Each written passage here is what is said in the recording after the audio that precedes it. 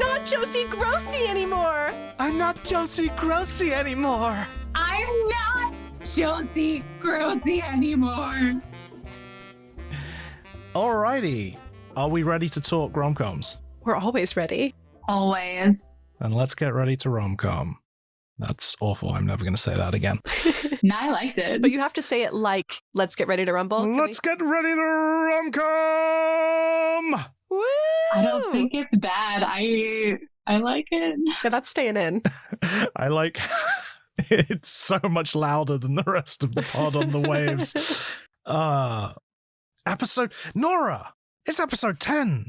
It's episode 10. It's episode 10. We've made it to double digits. Yay. Oh my goodness. Everybody said we wouldn't make it. Nobody said that. Everybody said it. And we said, we're just a couple of kids who want to talk rom-coms, and we're going to do it. And people laughed, but who's laughing now? Ha ha ha ha, me.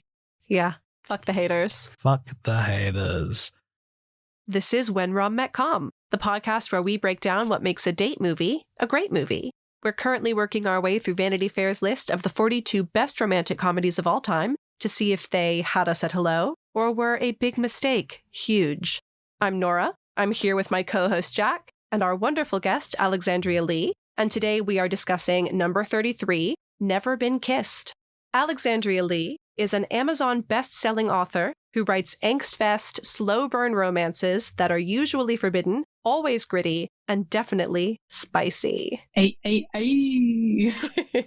We are so excited to have you here. I'm so excited too. So, to give a little bit of context, I know Alex because she lives with my college roommate. Mm-hmm.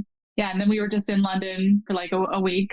So yeah, we know each other intimately. Intimately. Let your listeners parse that out.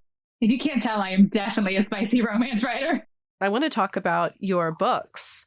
Well, I got into writing the old-fashioned way that a lot of kids my age did, which was starting on Wattpad. Nice. Excellent. I would read Wattpad stories instead of listening in chemistry class. And eventually I read so many stories that I couldn't find one that I wanted to read anymore. So I wrote it. I had no plans of doing anything serious with it.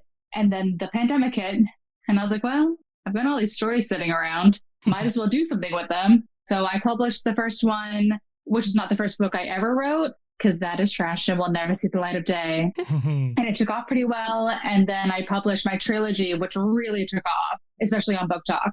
So that's how I got my start. That is so cool.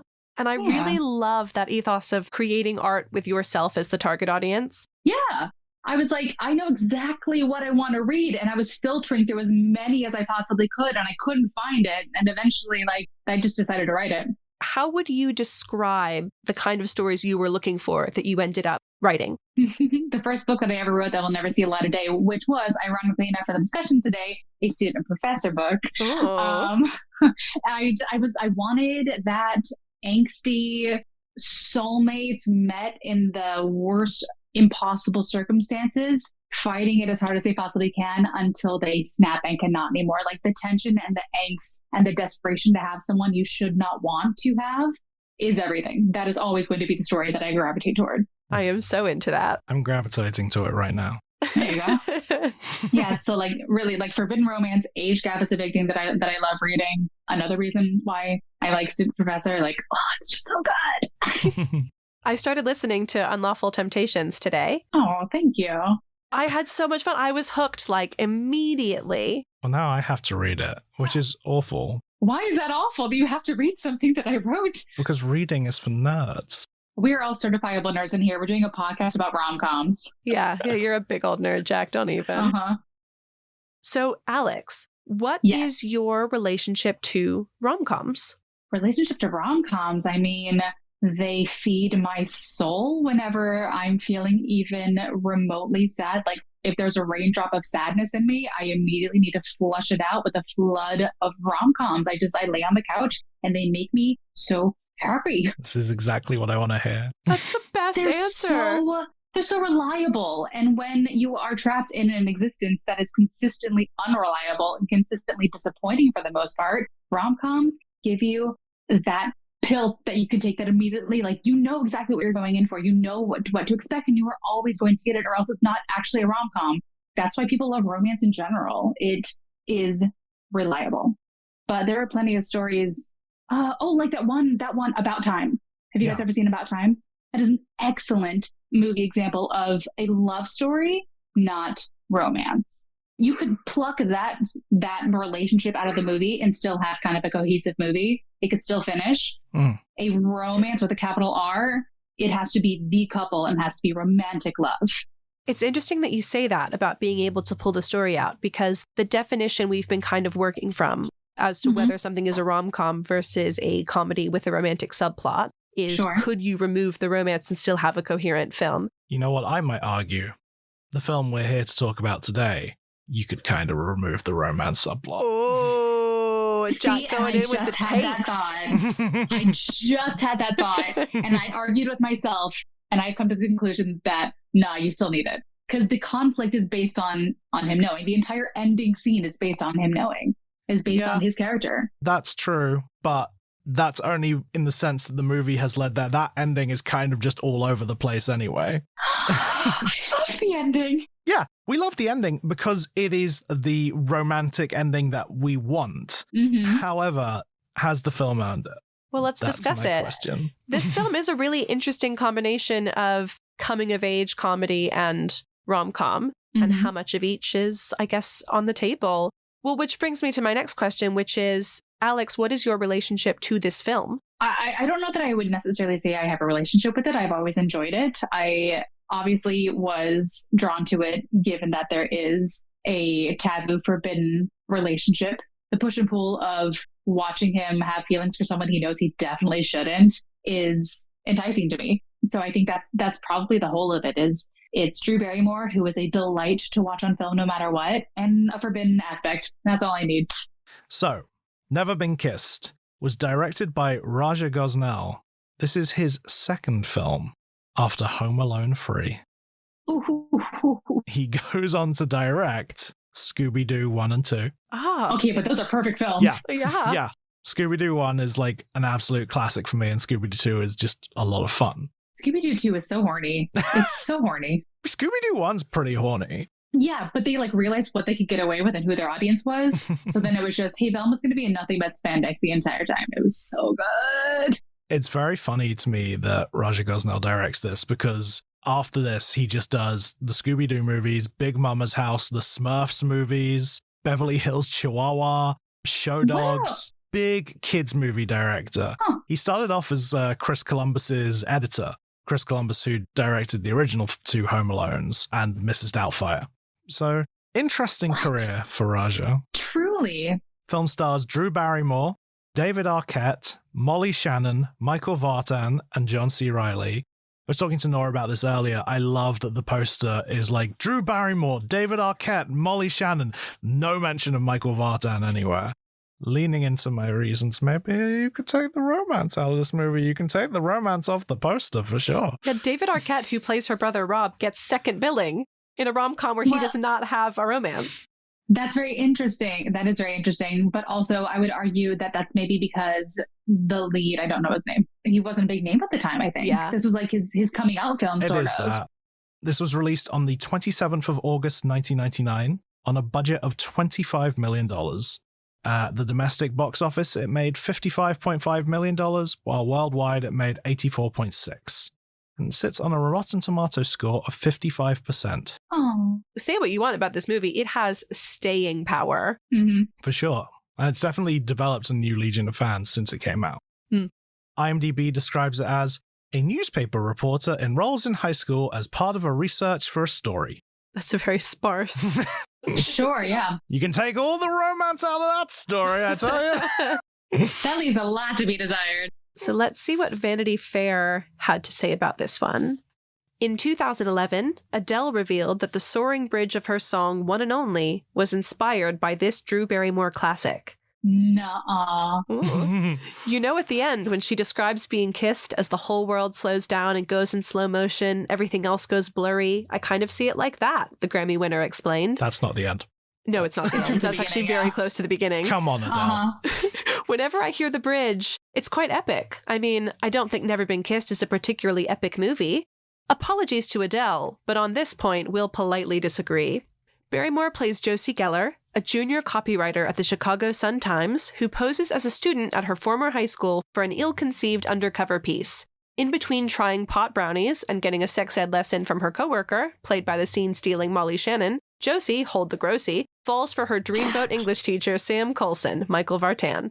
Although the specifics surrounding that romance are slightly problematic, the slapstick sweetness of the movie's premise endures, so much so that Barrymore often reprises the role for segments on her similarly spirited daytime talk show. And that was written by Savannah Walsh. Oh. Yeah. I think that's an adorable description. Yeah. And I also agree with them and disagree with Adele that Never Been Kissed is an epic film. It is. It's something. I'm going to put my hands up. This has never been my movie. This is not entirely my movie. I went in rewatching this time hoping, I rewatched it with Nora, hoping that Nora's love for it would rub off on me. And I just can't get it. It upsets me, to be honest, because I really want to like this movie because I like so much about it. And yet it just doesn't click for me. That's allowed. Thank you. And Alex, this one's a favorite of yours, right? I definitely very much like it. Would I put it in my top 5? Probably not, but it is. If it's on cable, which who has cable anymore, but if I'm at my parents and it's on, I will definitely put it on. I think it hits every note for me, every single note. It wouldn't be on my top list either. I remember being a little surprised that it was on Vanity Fair's list because I feel like it's one that did well initially, but has kind of fallen out of favor in recent years. And when I watched it again to prepare for this, I was like, yeah, I see all the flaws, but I cannot take the big stupid grin off my face watching this. Yes, same. I found myself grinning and giggling multiple times, and the joy that it brings has not diminished. And a lot of that is down to Drew Barrymore. She's just an angel on screen. She's effortlessly charming. I adore her so much. Her cringe humor to me is the perfect. It doesn't make me uncomfortable to watch. I know the scenario is uncomfortable, but I'm not uncomfortable because she's so adorable that it makes me it's such a palatable cringe humor. I do think she's spectacular in the film. If anything works for me in the film, it's Drew Barrymore. She is selling this absolutely nutty plot with everything she has. And I love that. It is an absolutely nutty idea, but every single actor in there, which are high caliber actors that they got for this film, they all are buying into it 110%, which makes it work. Yeah, it's something going through the cast earlier. I only scratched the surface. I mentioned John C. Reilly, but let's just say it again. John C. Reilly, I love him so much. James Franco. In his first as film? the random day player. How cool. Just in the background. Oh, hey, that's James. Jessica Alba. Love her. Molly Shelton. Academy Award winner Octavia Spencer with about 2 lines in this. But one of the best lines, which is, of course, "Damn girl, you are a writer." Which Nora quoted before she said it in the movie. Yeah, I did. I thought you were just saying that. Nope. Nora's always like, "Damn girl." I remember I was watching it yesterday again, and that line, the music swelled as she was giving her definition of this perfect kiss. And I was really waiting for some profound description. And then it ended. She said, "Damn girl, you are a writer." And I was like, I love the film, but that was a very, very mundane way to describe it. So I was, when she was like, "You're so good." You know what's really funny, I think, about that when she describes that kiss? And this is something I wanted to talk about in whole, because yes, I love Drew Barrymore in this movie. I love Drew Barrymore in general. And it's very interesting. This is our only Drew Barrymore movie on the list. Right? Isn't that wild? Wedding Singer and 51st Dates should be on this list, high up on this list. Blended. No, Blended shouldn't be on the list. I love Blended. It shouldn't be on the list, but I do love it. That's so upsetting. Her description of that kiss, to me, falls flat considering the year before we had her in The Wedding Singer talking about church tongue. Church tongue. Yes. Completely eclipses the way she describes what a kiss should be in this movie. It's just not a very eloquent striking description. It's just plain. That's all. It's just plain. I think she just should never have been kissed. The way she's like, yeah, I think, like, is she a virgin? Oh, right. It's so unclear because she says, oh, I've kissed guys. I've just never had that thing. It's muddled for sure. If you're going to do never been kissed, commit to never been kissed. I agree. I agree with that for sure. That I remember because I saw this movie probably when I was like 10, and I remember hearing that, and I immediately was like, wait a minute, she's been kissed?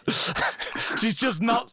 It's 10-year-old me was like out then. Like, I came here to see a girl who'd never been kissed, and I'm being given this kissing harlot. Well, I had the same thought because I have seen this movie 1,000 times, but I haven't seen it for years. And I wrote a note like, she says she's kissed guys. Is she lying? The movie's literally called Never Been Kissed. Yeah, and I understand because there is like a difference between a peck and like a true soul-touching kiss. Yeah, but. I do go back to, is she a virgin? Do we think Josie... I think she is. Yeah, I think so.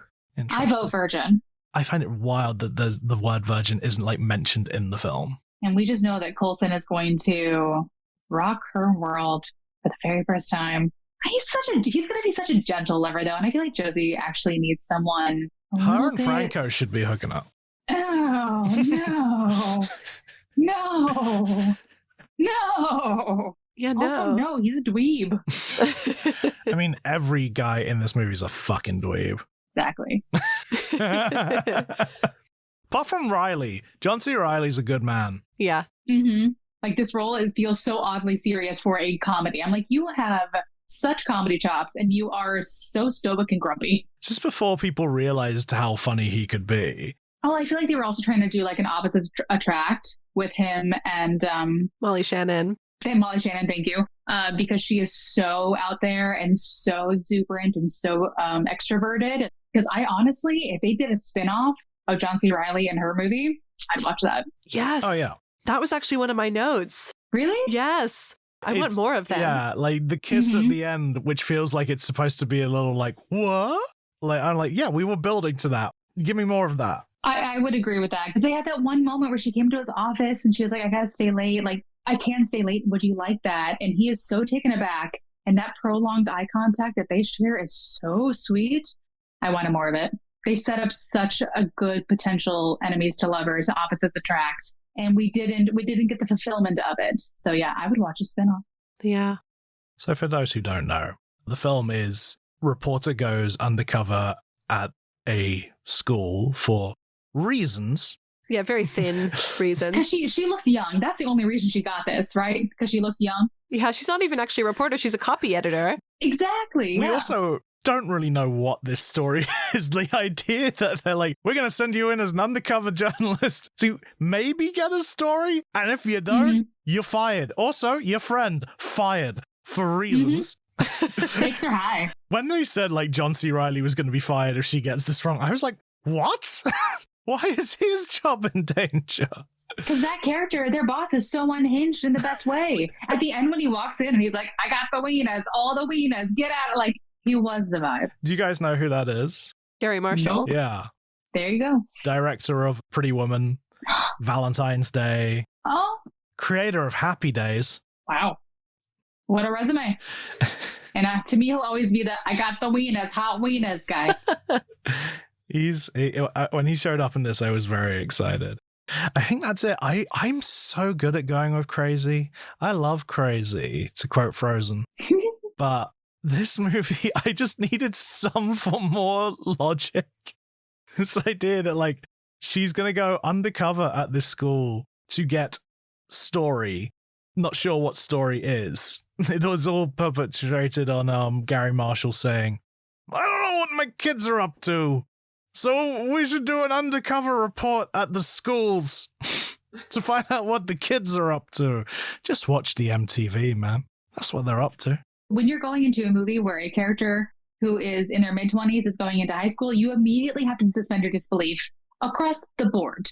So, like, if you can get in on that, then I have no problem being like, well, how did she get picked for this? It's not important. It's not important. She's 25, pretending to be 17. I don't care, you know? I do also have to question her research skills because how the hell did she end up in that outfit for the first day of school? She said her friend dressed her, that Molly Shannon dressed her. But she had all those 17 magazines out. She was doing all this research and somehow she thought that outfit was appropriate. And I'm like, come on, Josie, you're smarter than that. That's the biggest plot hole. Actually, no, that is the second biggest plot hole in this film for me. Biggest plot hole for me is that they keep trying to convince us that her nerdy friend Aldis is ugly. She's gorgeous. She could be a She's model. a dog. I completely agree. She's the most attractive person in the film. She's dog food. Right? And also, she has outrageous sexual tension with Guy. Yes, that is also the enemies to lovers story that I want. Mm-hmm. And I thought we were going to get it at the end. Mm-hmm. And I, obviously, this is like a huge, skipping ahead to the end, but the prom scene when Guy asks Aldis to dance so that the mean girls can throw dog food on her. He obviously wants to dance with her and is so into her. Oh, yeah. You can tell from the scene where they show up to the court or whatever it's called, that he has this really deep-seated angst for, like, he definitely, like, he knows her. And the fact that the popular kid knows the geek of the school in a way enough to elicit that much emotion from him, he for sure has a crush on her. Oh, yeah. That's the spinoff There's so I many want. good... Yes, that is like a big thing about this movie is that the side characters are all so good. Mm-hmm. There is not a dud. Yeah, Jack disagrees. Not a dud for me either. I really love all the side characters too. I love Rob. I do think David Arquette is incredibly charming in this. Great. Oh, he has I so have much nothing against energy. Rob. Who do you dislike? I hate Guy. Well, yeah, he's detestable on purpose. I just watch him and I'm like, you are such like a dweeby. The way he pops out of that limo at the end with the flower makes me physically sick. I can't stand him. It's possibly my biggest problem with the movie. I don't believe in any world this is the cool popular guy in school. Guy's kind of my type. He's got those like really dark, dreamy eyes, and he doesn't say much because he probably doesn't have much to say because he's probably got half a brain. But the fact that he doesn't say much and he's got really intense eyes makes him mysterious, which automatically is going to attract women to him because he does have attractive features. Like, we got to say that. He also probably has the look for the time, like early 2000s, late 90s. He's got the look. So I can see why he is. Give me James Van Der Beek. Give me Joshua fucking Jackson. Give me any of the kids on Dawson's Creek. But also, they had to give us a guy who would not draw our attention away from the real heartthrob of the film, which is, of course, Mr. Coulson. Also very true. Also kind of a dweeb. Isn't he? He's so dreamy. He is so dreamy. He's dreamy in the best way. And I had this thought while I was watching it. I was like, I have seen and read so many forbidden romances with like teacher-student. It is always the English teacher. It is never the math teacher, the geometry teacher, your like psych teacher. It is always the English teacher. Yeah. Which is just proof that it's always like little English babies writing. Yeah, like, because like English the kids who fell in love with the maths teachers become weird accountants. Also, Yeah, geometry is not sexy. Like, you don't stare deeply into someone's eyes while you explain a proof to them. If you don't think geometry's sexy, you're doing it wrong. I mean, they do talk about all sorts of angles and positions. So That's actually a really good point. One could argue. Alex can make But anything sexy. That is my job. Yeah, I just thought that was so funny. The thing about falling in love with the English teacher, though, is it gives you the opportunity to be reciting Shakespeare. Yes. You know? And this film uses As You Like It as its sort of thematic text. Mm-hmm. My favorite Shakespeare play. So the sort of examining like the freedom that you find when you're in disguise and the idea of Rosalind being quote unquote undercover. She's dressed as a man. And so then she's finally able to admit her love for Orlando. I think that's like, I mean, maybe it's a little heavy handed as a metaphor, but I also really like it. And yeah, I agree. It is hitting the nail on the head repeatedly, but at the same time, it's a rom-com. I'm not supposed to think very hard. I'm just supposed to enjoy. All the world is a stage and the men and women merely players. It is funny. That was my one thing going into the rewatch of it was, did I laugh out loud?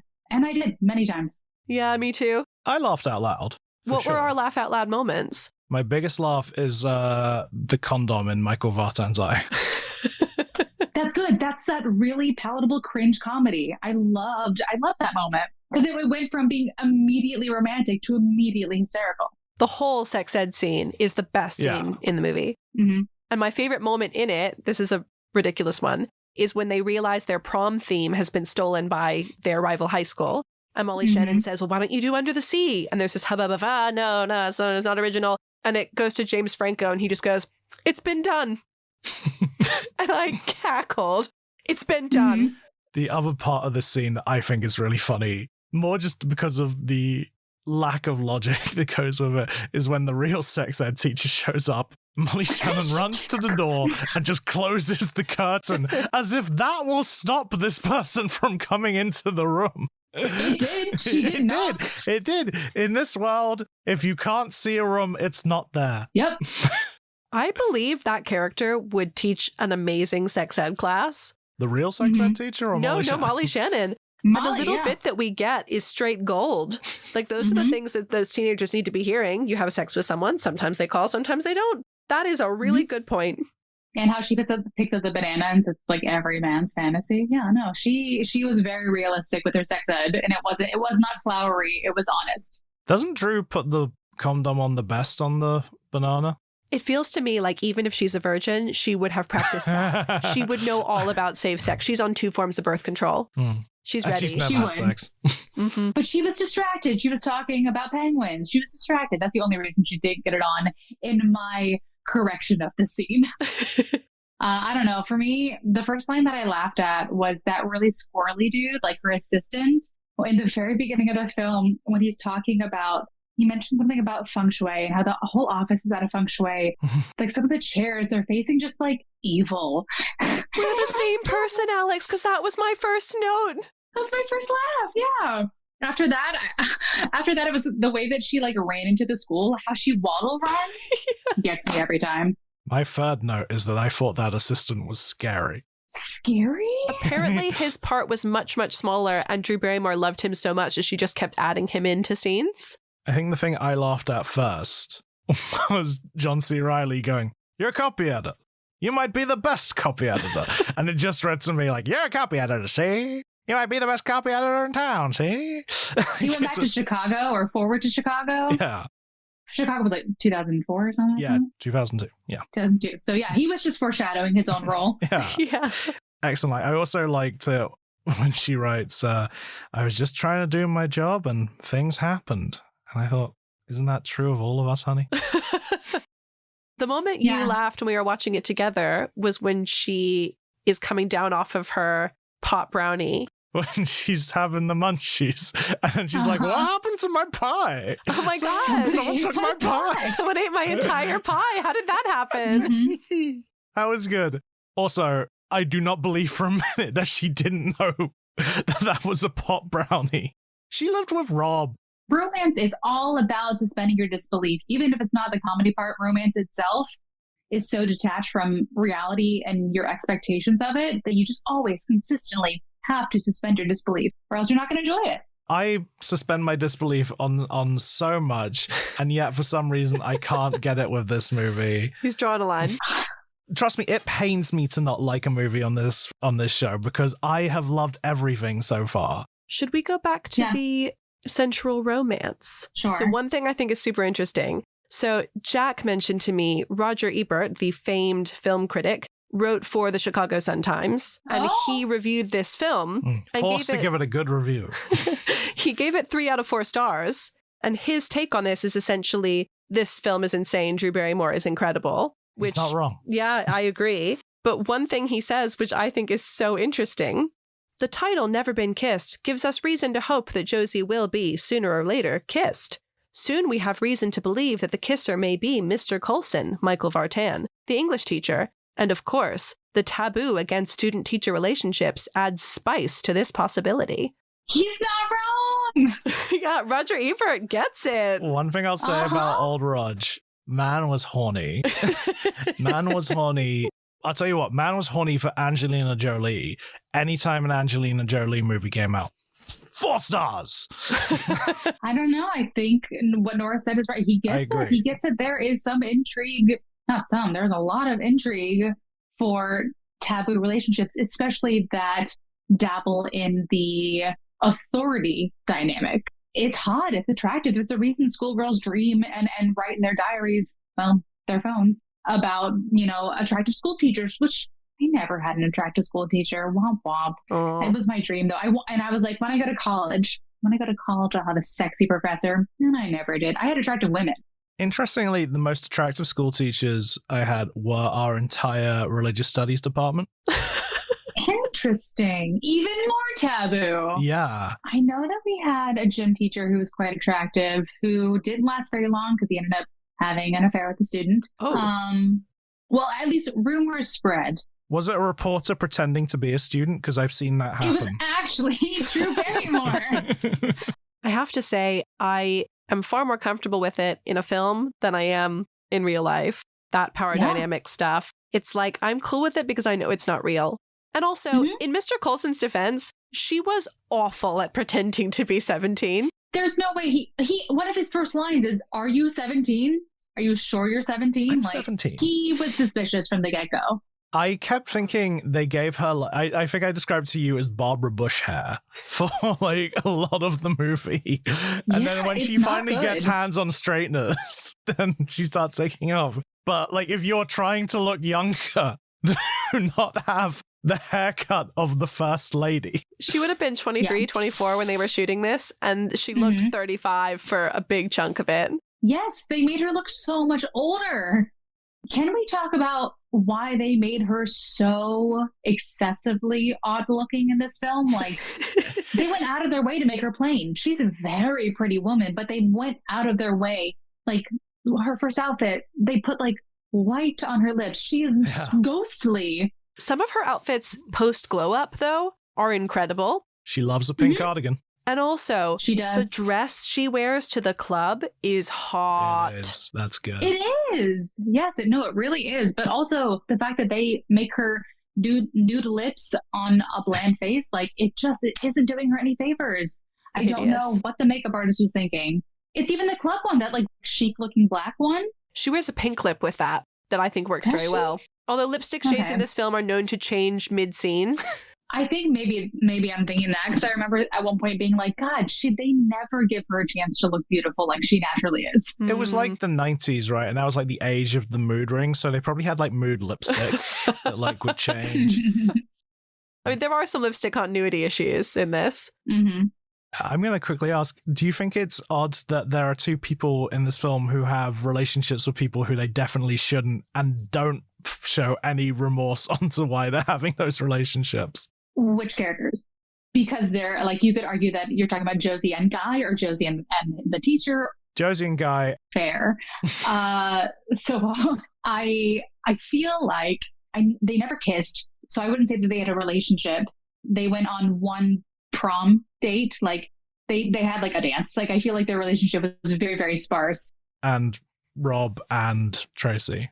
Tracy and Rob, that was problematic. You can't really argue it away.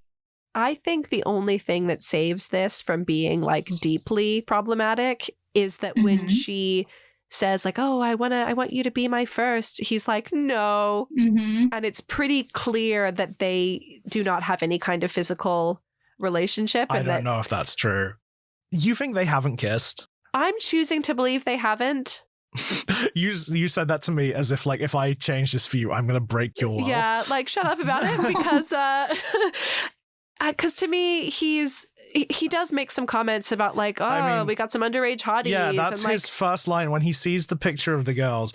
We got some underage hotties on our hands. Yeah, we're like, oh, she's 16 and she's a gymnast. But I think he's all talk because when the moment comes, he's like, hey, that's great. Thank you so much. I'm very flattered. Let's go dance. Because how old? He's 23, 24? 23. They took too long, in my opinion, to say his age. Yeah. Because from the get-go, I was wondering, okay, how old are the both of them? Oh, we're not going to say until the very end. I'm 25 years old. I'm an undercover reporter for the Chicago Sun-Times. But I was desperate to know as a rewatch, for her to mention sex, I think this is the night. I think they've definitely, probably, unfortunately, made out at the very least. I choose to believe they didn't so that I can like this film in peace, you know? I mean, I've got to say, like, I even think, like, because even just the way he reacts, I hate how he has a go at Josie after the movie. Like, she does not deserve that. Yeah, that's fair. He hates that he's been rumbled. So he wants some part of the world to believe that he is that age. Yes, because he wants a baseball scholarship. I don't think it's so he can hook up with underage girls. I think there is part of it. I like the character. I think he plays it well, but I also think it comes off as, I don't know.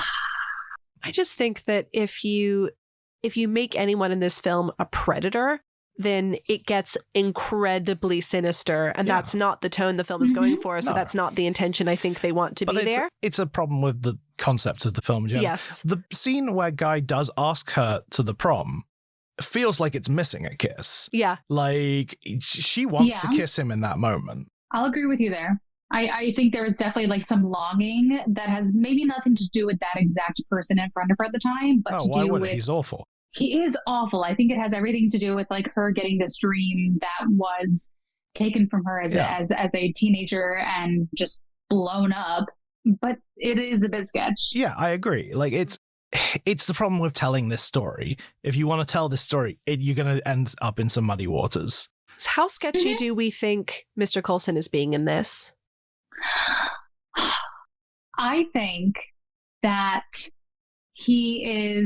there is this brilliant gulp that he does when they're on the Ferris wheel. And he says, when you're my age, boys are going to be lined up for you. And you see it register across his face. Holy fuck, I should not have said that. He has a moment of realization on his face before he actually says the line. And I feel like the actual realization on his face means more to me than the line itself. Because like the inner realization rather than the performative realization matters. And the two of them combined, like he is an authentic character. I don't think he crosses the line, even though there's definitely some like questionable flirtations with the paint. To me, when he asks her to dance and he says, there's something I have to tell you. What was he going to say? Hey, now we have officially entered predator territory, which is why, like, thankfully they cut him off so he couldn't be a full-out predator. But if they had not, I think he would have said something that would have immediately made this movie unenjoyable. Yeah, exactly. The reason why I don't feel any ick about the relationship until sort of the end, and then they kill it immediately before the sensation gets to fulfill itself, is because the relationship and the growth between them is so nuanced.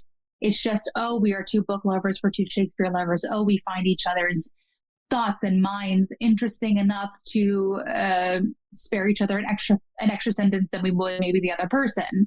Yeah. It's not too much. It's so delightful to watch her just crush on him. And there is absolutely no harm in her crushing on him. So we can watch that and love it. And it's fine. He seems to just find her incredibly charming. And he finds her interesting and charming even when she's in that god-awful outfit and that nude lip, which means that it was not sexual to start with. Let's be real. Obviously, it grows into that. And thank goodness it does, because then we get our big kiss at the end. And there's something like age gap romance is very popular. It is not a big age gap, though, because he's maybe early 30s, maybe, and she's 25. But what I was about to say is when he mentions, oh, now I'm allowed to be attracted to you, there is a big, like, that type of romance age gap is big. But I will say, if she's under 17, that immediately goes away. So I looked it up, and the age of consent in Illinois is 17. And there is a rule where you have to, if you are 5 years older, that sort of negates it. So like if I'm 17 and I'm sleeping with someone who is 22, that is illegal. So good call on Rob for not trying to hook up with Tracy, and good call on Josie for not trying to hook up with Guy, because both of those would have been illegal. I needed to know. Although I think if you have to Google the law before you hook up with someone, you shouldn't be hooking up with them, would be my argument. And now you're like, the temptation of the forbidden romance, like the war within the self, it is a huge pull. It's part of the forbidden romance genre. We can't talk about this without me referencing my favorite moment from a Transformers movie. Okay. In which Mark Wahlberg realizes the guy who his daughter has been dating is older than her, and he's like, oh, I can send you right to jail, pal. Solid Mark Wahlberg impression, by the way. And the guy whips out his wallet, pulls out a laminated card that explains the Romeo and Juliet law, Oh, Oh no. no. And says, we met when we were in high school, and that is the reason I can date your daughter comfortably. Jesus. So when you mentioned, like, if you have to Google the full, this guy has done that, and he's carrying around a laminated copy of it. Laminated card. In his wallet. Just Straight to jail. get out of jail free card, baby. Do not pass go. Do not collect $200. Absolutely not. Yeah, for, if anybody's interested, check out Transformers Age of Extinction, a movie that definitely needed that fucking scene. Important question. Yes. If we had to do a tag ourselves, who's Kristen, who's Kirsten, and who's Gibby? I don't actually know which is which. Which Barbies were they? Neither. Which Barbies are we is maybe a better question. Yeah, there's Disco Barbie, Malibu Barbie, and Evening Gown Barbie. I think I'd be Malibu Barbie. That's who I was going to be. Well, too bad. You're Can you Disco be Barbie, Evening Gown obviously, Barbie? Jack, and I'm Evening Gown Barbie. Oh, there you go. Done and done. It's true. Though I do look sick in an evening gown. I believe you. I'm just not disco. So No, you're not. I am. I was just saying my favorite laugh in this movie was she gives this big speech, this impassioned speech about how she's actually 25 and you shouldn't throw dog food at people. And she storms out, blew up her brother's spot, and then the prom just continues like nothing ever happened. Yeah, they go to hose off the girls. That's like the one line I remember from it is, can someone go hose off the whatever they call them? The Alpo girls. That's it. Yeah, the Alpo girls. Their Barbie outfits are like, I get that it's a costume prom. Costume proms are not a thing. They're not, but they look amazing. I think Drew Barrymore looks amazing. Yeah. Mm-hmm. Although, again, the wrong lipstick shade. Yep. Always throughout It's the entire the film, mood almost. ring. You notice it's redder the more passionate she gets for her overaged man. Overage man. He's not overage, and we know he's not, and that's part of the draw for the audience is that we know it's not inappropriate, but he doesn't. So but then again, we just try not to think about that. Is there anything that anybody really wanted to cover that we have not covered so far? What do we think Kristen and Gibby are talking about when they're talking about Archie? Sorry. I just love it. They run over to Josie and like, who did Archie date, Betty or Veronica? And she's like, she dated both of them. In sort of just the most banal conversation that can just lead into Michael Vartan talking about like, Veronica was a bit too uptight for me. I mean, obviously, they had to ask the question to give him reason to mention that his perfect archetype was Josie. So, fair enough. Very good point. Everything has a reason. Everything has a reason. Oh. Mm-hmm. And it's for the romance, which you cannot take out of this movie. Alex laying down the law. Mm. The kiss at the end. Actually, this is something I wanted to say. Yes. So she puts a countdown timer on for 5 minutes and stands on the pitcher's mound before this baseball game. And she's published her big story where it's kind of an open letter to Sam Coulson. And she says, if you like me, like if I haven't ruined our relationship, come and kiss me, give me my first real kiss. And everyone is like, come out in droves to support her. We've got Gary Marshall with the weenas, like everything's going great. And then the clock counts down and he doesn't turn up. And when that clock counts down, it must have felt like her first prom night all over again. The cry that she lets out is from her core. Like the cry that she lets out is guttural.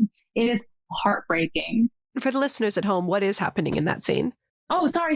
She's waiting for her prom date, the coolest kid at school. And she's so uber excited and adorable. And she's waiting and he comes up in his car or limo or whatever it is. Like it's going by and he gets out of the sunroof and he throws an egg at her. Yeah. The crack in her face, you knew that she was expecting it to go wrong the entire time. That she knew it was too good to be true, but she was suspending her own disbelief. But the moment that first egg hits, it shatters. And it's heartbreaking. But then the kiss at the end. Yes. when he comes running down the stairs, I swear to God, it was like when Shadow comes over the hill at the end of Homeward Bound. Like, my heart was like, Shadow! Shadow! They really let it sit for so long that you worry he's not going to show up. So when he does, ugh. But funny story, Drew Barrymore on her talk show did a little like cast reunion for Never Been Kissed. And Michael Vartan told a story. He was like, Drew, you don't even know this story. When we first filmed the kiss, he was like, I was young, I was impressionable. And because he was single at the time, Drew like really went for it and like really, really kissed him. And he got an erection and was wearing like quite loose pants. And apparently he absolutely freaked out. He was like, what am I going to do when we cut? So he screamed cut and pretended he had thrown out his back. So he had an excuse to like hunch over and walk away for several minutes. And he was like, dead puppies, dead puppies, dead puppies. And then went back and they did it again and it was fine. That's true? Yeah, he said it. I watched him tell the story. My heart. It just makes me want to give him a hug, but then he might get hard. Poor guy, because that would be so embarrassing. In front of all those teenagers. Not real teenagers. Yeah, there you go.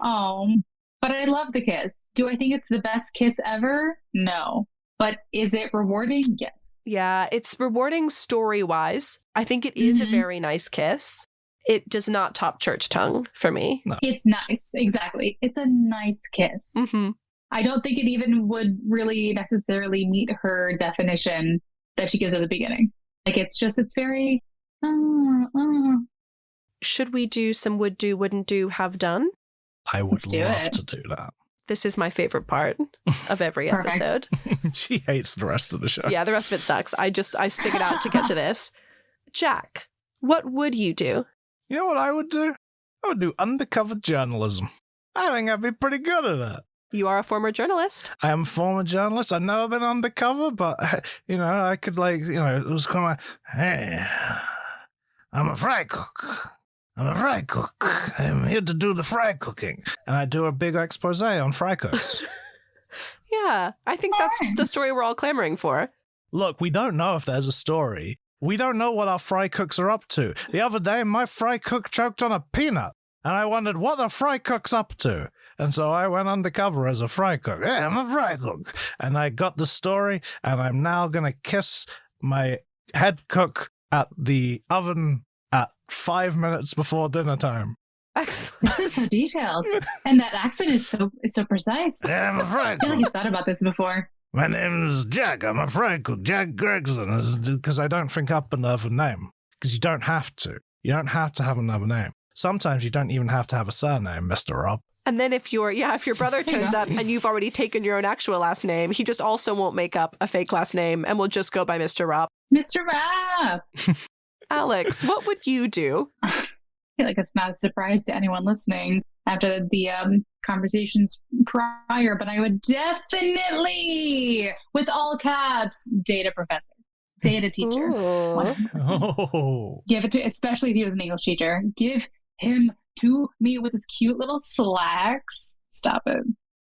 Even if he has suspenders, choke me.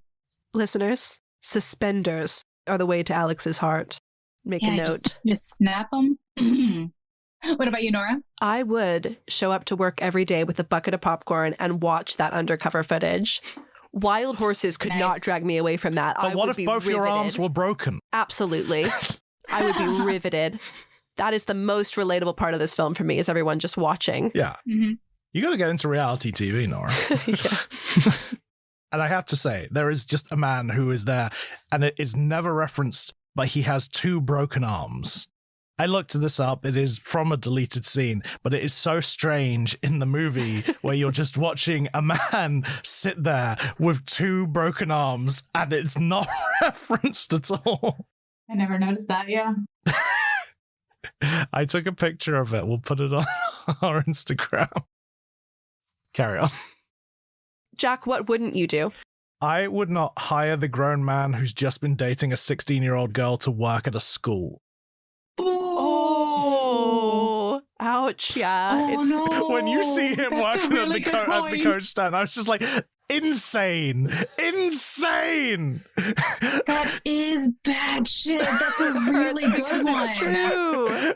And I was just saying to Nora, I love the guy who plays the coach with his sort of like just kind of Midwestern accent. Oh yeah, sure. Like it's and yet I have no respect for him for hiring this deviant. I suspect it was one of Josie's conditions. It was for sure, but like he shouldn't have agreed to it. I'm sorry. I would be like, you can do your kissing at the mound, whatever, but I'm not hiring the perv. Yeah, I'm with you. Neither of them could get jobs like with children for the rest of their lives. Kinda, yeah. It's a good point. That's a really upsettingly good point. I finally had one. Alex, what wouldn't you do? Kind of, sort of piggybacking off that one, I would never, ever find myself even remotely attracted to a teenage boy. They are so awful and so mind-numbing that if I was in her shoes and Guy tried to hit on me, I don't think I could keep myself from laughing in his face or puking in it. Yeah, I feel that. He's so nauseating. Nauseated. You're nauseated. I'm nauseated. I would not wear a single shade of lipstick that appears in this film. Okay, with two notable exceptions. One being the sexy red lip that Anita wears when she asks Gus if he's ever been in love, or the pink that Josie pairs with the black dress at the club. But the rest of it, absolutely not. Terrible lipstick choices. Would you wear the mood ring lipstick that changes with your emotions? Actually, that's funny, but no. No. Just no.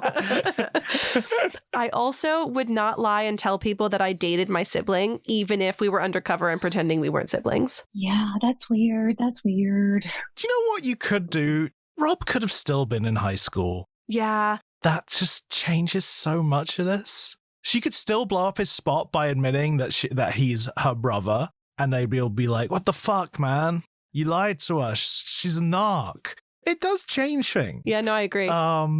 You don't get like Rob's like weird kind of, oh, I screwed up on high school because I got mono, because he was always kissing. Oh, yeah. So you tell me again, you don't think he's kissing that girl. Kissing disease. Jack, what have you done? I have been wildly unprepared for work. As Josie is every day she goes to that school. Although in her defense, she came up with a backstory. She just blew it and accidentally said she was from Bali. So That's true. I feel like there's other stuff she's wildly unprepared that's true. for. I agree. Alex, what have you done? Oh, God, I had a good answer for this, and I have completely forgotten it. So I'm just going to have to say I, unlike the title of the movie, have been kissed. Yeah. In that soul-sweeping kind of way that she talks about. Shout out to my partner, Mike. Hey. I love that for you. What about you?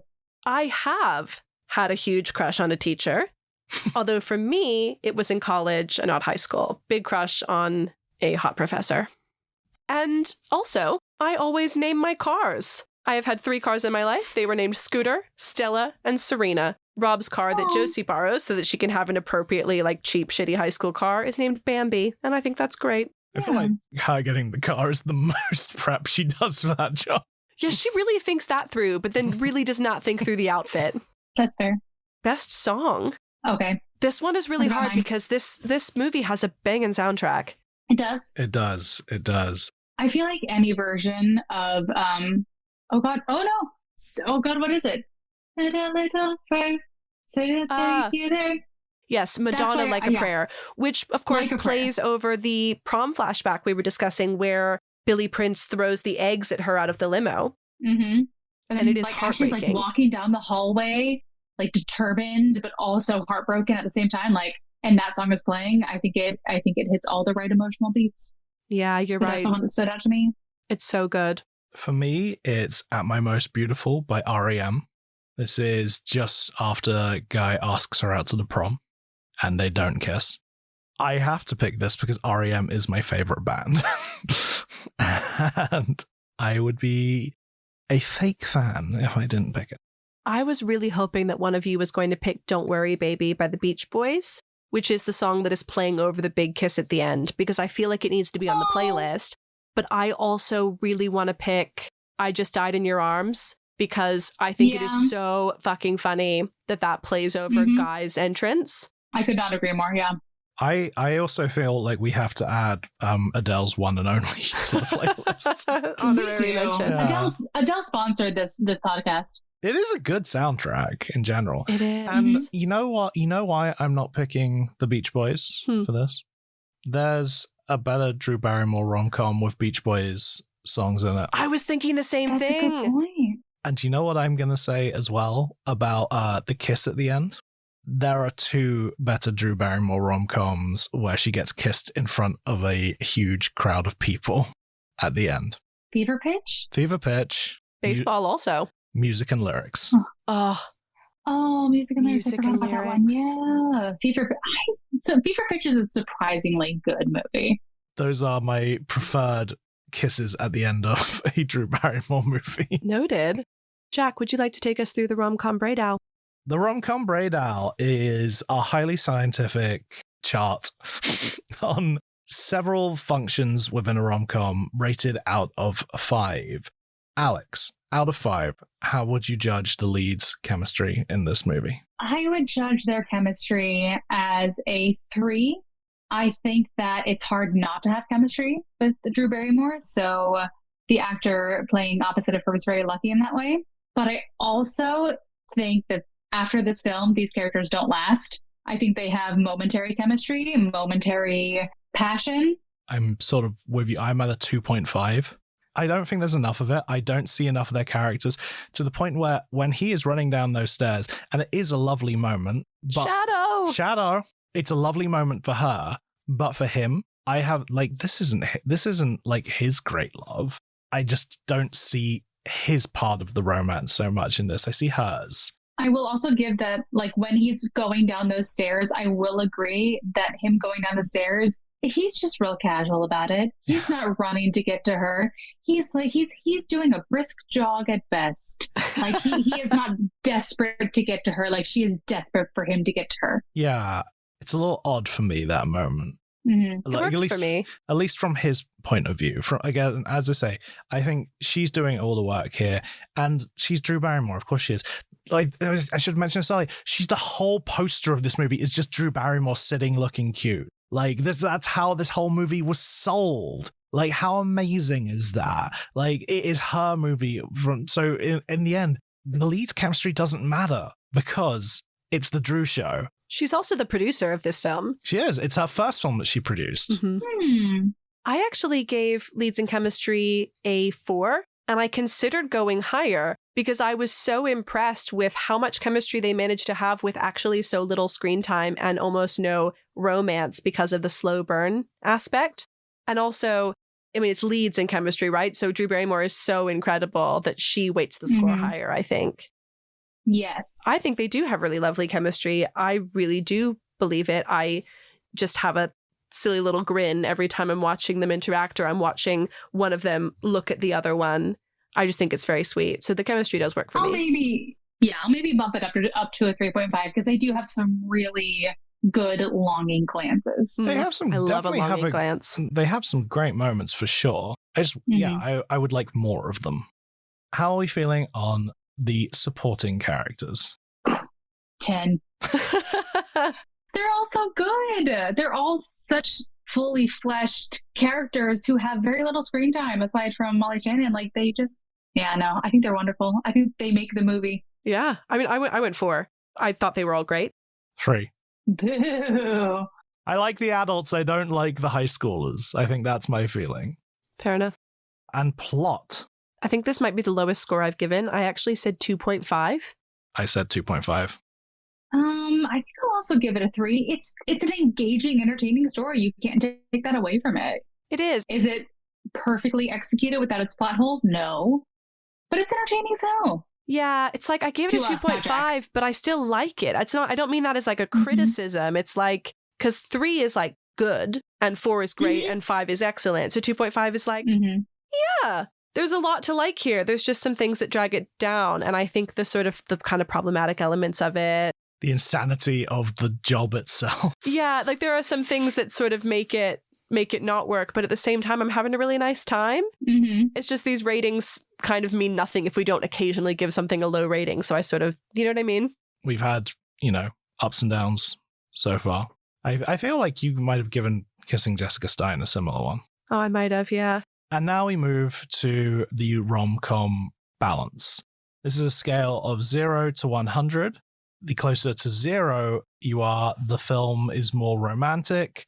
The closer to 100, the film is more comedic, with 50 being the perfect balance of romance and comedy. Nora, how are you feeling on this one? 70. 70? Yeah. Me too. You said 70. Hey. Yeah. I think it's far more comedic. Alex, how are you feeling? I'll go 60. While I do think that the romance is crucial to the film, I think that just in scale, there's just more comedic moments than there are romantic moments. It is in every definition a romantic comedy, but I would say 60%, a little bit more leaning towards comedy. Yeah.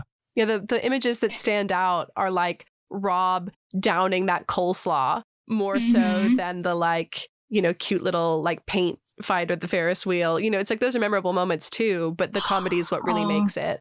I don't know, and I think that's a little subjective because when I think of this movie, even before I rewatched it yesterday, the main moments I think of are him accidentally confessing on the Ferris wheel and her big confession scene in the prom where he's like, "So I was for a story." Of course, it's all those are great moments. I remember the romance. It's all subjective for sure.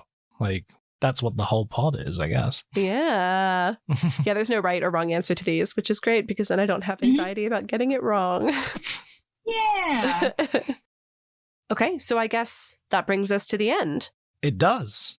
So, Alex, can you tell everyone where they can find more about you and where they can buy your books? And can you describe it with the intensity that Drew Barrymore describes The Perfect Kiss?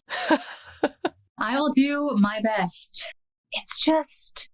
You can go to Amazon and you type in the name Alexandria Lee and it will bring up all of these incredibly romantic, beautiful, sweeping covers that also just fill you with this sense of desire that you haven't seen anywhere else but in your dreams. I love this. And you click one of those books, you'll find me. My most popular book is definitely called Unlawful Temptations, and it is a trilogy that will leave you wanting more. Damn, girl, you are a writer. All of my books are on Kindle Unlimited as well as physical copies. And yeah, I am on TikTok. I am on Instagram. I believe on Instagram it is author_Alexandria Lee. And we will link to your Instagram in the episode description as well. Awesome. Thank you so much. Yeah, of course. Thank you guys so much for having me. This is so fun. Getting to talk about romance in general is always fun, but especially rom-coms, that just brings so much joy to my heart. So thank you so much for having me and for just thinking of this as an idea, because I would listen to this podcast in a heartbeat, even if I didn't know you guys. So thank you for doing this. I hope we can have you back for a movie that I love, because I'd love to be on the same page as you. Yeah, we just disagreed the entire time. I would definitely love to have one where we are at least agreeing about one thing. What would be your ideal rom-com to discuss? One of my favorite rom-coms right now is actually Holiday. I love Holiday. I love Holiday. I think it is one of the... Holiday. But Jack can't come. You and I will talk about Holiday. Oh my God, no! It is such a good, unique, fresh take on a rom-com. And actually, genuinely so funny. I'm trying to think. The Wedding Singer. I fuck with The Wedding Singer. Yeah, we got to do the whole Adam Sandler, Drew Barrymore trilogy. Yeah, I agree. I could talk about any and all of those. Yeah. I feel like Blended is such an underrated film, and it makes me cry. It's really good. Thank you so much, Alex. This has been amazing. This has been so nice. No, thank you so much for having me. This has been wonderful. I adore you both so much. We adore you. We adore you. I can't wait till next time. This has been When Rom Met Com. You can find us on Instagram and TikTok at When Rom Met Com. There are links there to the Vanity Fair article, to our Letterboxd, and any other fun things that we've found and want to share. You can DM us or send us an email at mail@whenrommet.com. We'd love to hear your thoughts on the films, what rom-coms you think should have made the list, your best would-dos, wouldn't-dos, and have-dones, or anything else you'd like to hear about. If you've had a nice time today, please consider leaving us a review or following us wherever you get your podcasts. Thanks for listening, and remember, we don't hate you. Not even a little bit. Not even at all. See you next time.